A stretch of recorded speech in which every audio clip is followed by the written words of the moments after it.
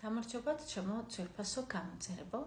ეს არის ვიდეო თქვენთვის, რატომ დუმს ადამიანი, რატომ არ გეხმიანებათ, რატომ არ აქტიურობს თქვენი მისამართით და საერთოდ რა ხდება ახლა მის ფიქრებში თქვენზე.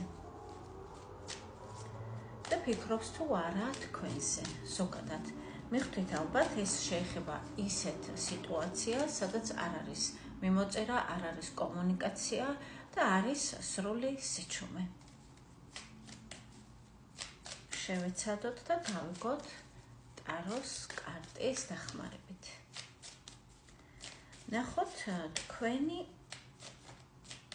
ახლანდელი მდგომარეობა, მაინც ნახოთ, რათა დარწმუნდეთ, რომ ეს ვიდეო გეხება თქვენ. თქვენი და იმ ადამიანის, ვისაც ფიქრობთ, ვინც ჩაიფიქრეთ, ვის სახელსაც ამბობთ გულში. დღეს რა გაკავშირებთ, ასე ვთქვათ, ერთმანეთს, თქვენ ორს.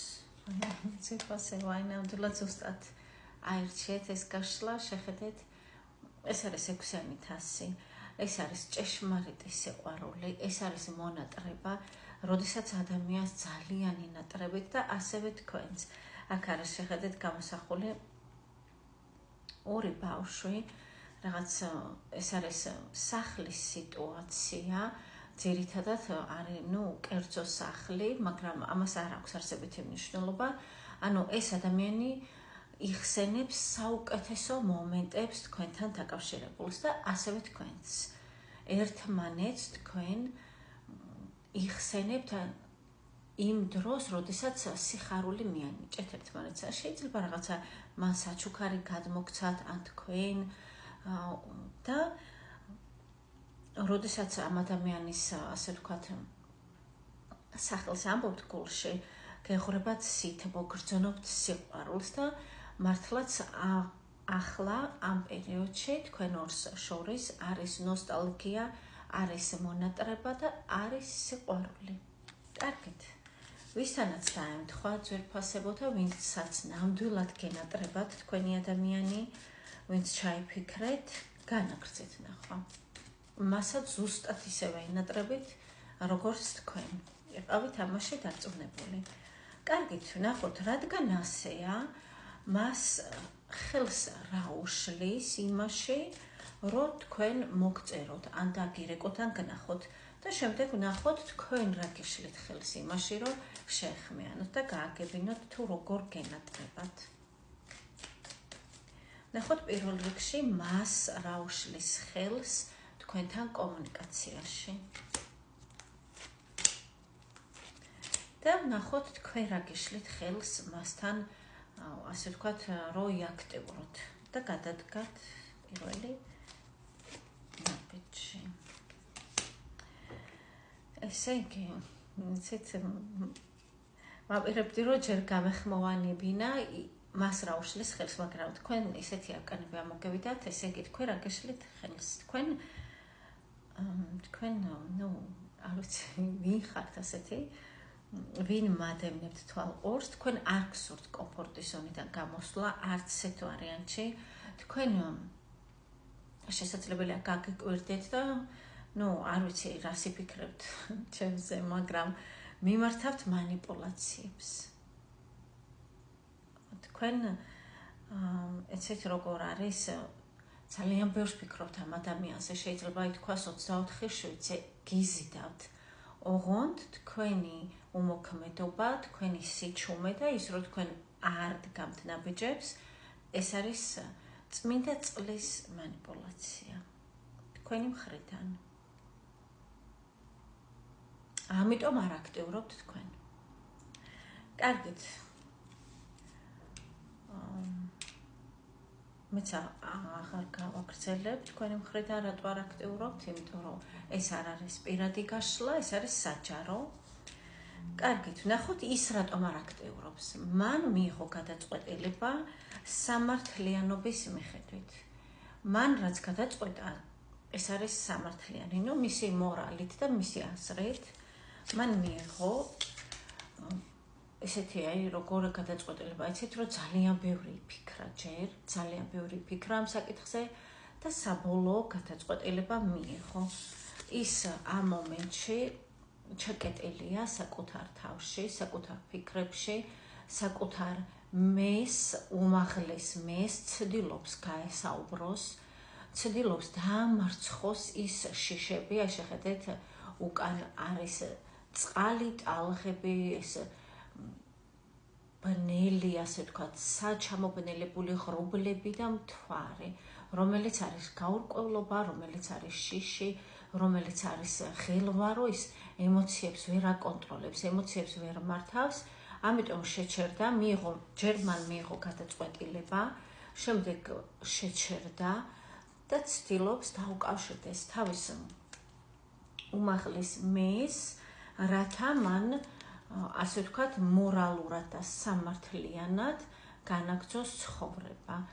ის არის სტრესში, მას უჭირს ემოციურად, აი როგორ იცით, უჭირს ფსიქიურად, არ მინდა თქვა ასეთი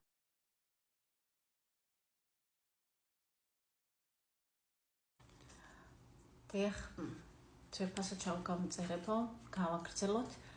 ესე იგი, ასეთი რაღაცა, რომ მას მენტალურად, ასე ვთქვათ, უჭირს, რატომ? რადგან თქვენ იმოქმედეთ ძლიერად მის მენტალობაზე, მის მენტალიტეტზე, მის ფსიქიკაზე და ნერვებზე.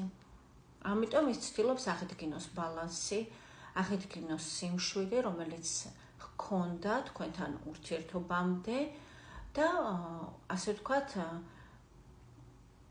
მოვიდეს წყობრში. აი რაღაც დაგვარია ძვირფასებო. ამიტომ არ გეხმიანებათ. კარგით, ნახოთ ზოგადად თქვენზე რას ფიქრობს, ზოგადად ესე თქვენზე რას ფიქრობს, როგორც ადამიანზე.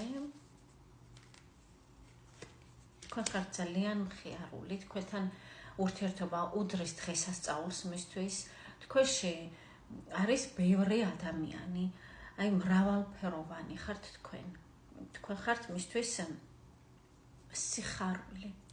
კიდევ გმართობ ძალიან სჭირდებით, შეიძლება ითქვას და ძალიან სურ ხართ ამ ადამიანს, იწვის თქვენი სურვილით, ასე ვთქვათ, მას სურს, რომ თქვენ გეხებოდეთ, გეკონტაქტებოდეთ, აი ფიზიკურად ესე ხელშესახები იყოთ რაღაც მისთვის. ამას ფიქრობს. კარგით, გარდა ამისა, რას ფიქრობს, როგორც პიროვნებაზე?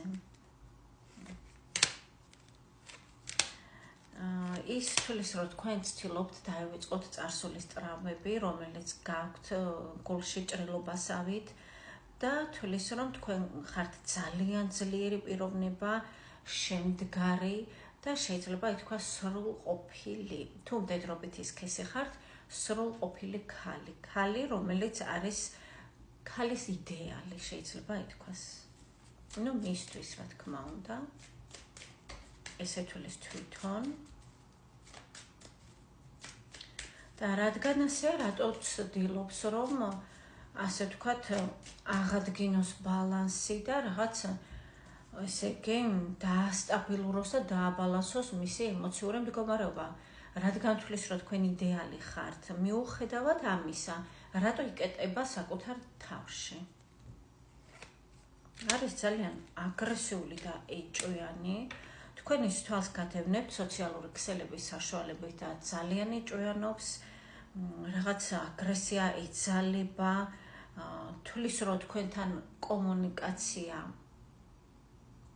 ამ ეტაპზე არ იქნება გამართლებული, რატომ? რადგან თქვენ რაღაც გამოავლენთ პრეტენზიებს.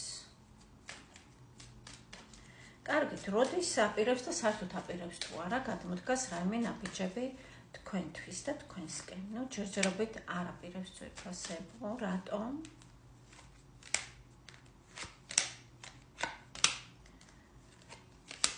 ნუ რატომ არ აპირებს? იმიტომ რომ ამ ეტაპზე მას არჩევანი აქვს, როგორც დაუშვათ სხვა ქალბატონებში, ასევე საქმესა და